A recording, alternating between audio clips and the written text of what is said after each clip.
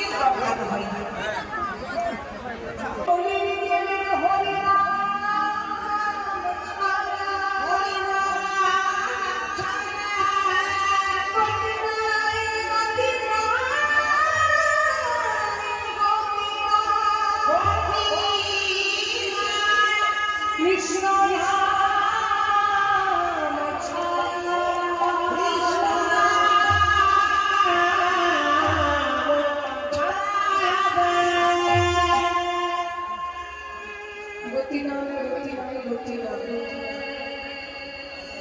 হরিনাম ছাড়া গতি নেই হরির জীবে, কৃষ্ণ নাম ছাড়া গতি নেই হরি। এই জগতে একমাত্র উদ্ধার হওয়ার পথই হল আমাদের শুদ্ধ মনে হরিনাম সংকীর্তন করা।